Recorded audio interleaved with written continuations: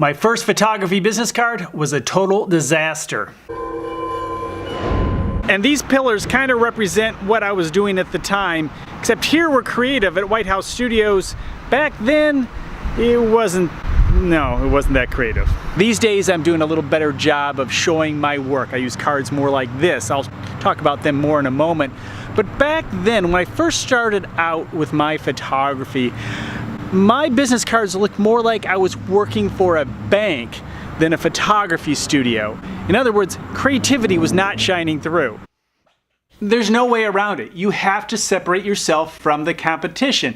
And I think it's pretty common for small business owners, including creatives, to be a little bit too conservative with their marketing. They ask a lot of opinions. They ask people, what do you think, before they send it out there, rather than getting into their gut and just really think about what is the most creative thing I can do. Sometimes we're fearful of being creative with our own marketing. Now, we want to be creative for other people's marketing. We want to be creative for everyone else. But when it comes to our own work, we're not as creative as we should be. Believe me, I am just as guilty as everyone else when it comes to my creativity. Now, some people, maybe it's you, you're really good at just getting it out there and showing everything you have. But for me, I always have this thing in my head thinking I have to be professional. Somebody might not like my work, but the thing is, if you want to attract the right people to your business, your creative business, your photography business, you need to take risks. And it's true, a lot of us are fearful of being rejected. We don't want our work or our ideas rejected, so we play it safe.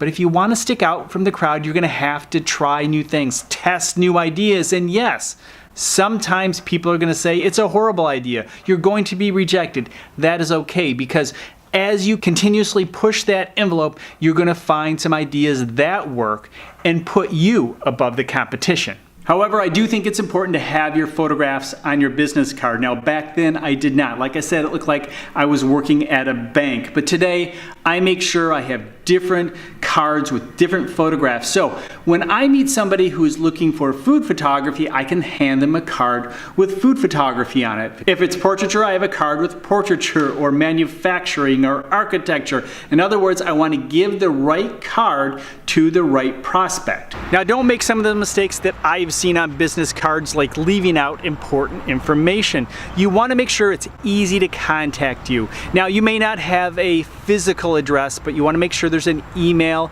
If you want to put your phone number, you don't have to, but a phone number is good. And of course, your website, and make sure they have the opportunity to see your portfolio. So direct them directly to your portfolio page. So I have two things I want you to put in the comments. One, what is the worst business card mistake you've ever made? And two, what was the best? Which one seemed to get the attention of people every time you handed it to them? They commented, they said, yes, this is really cool. I like your business card.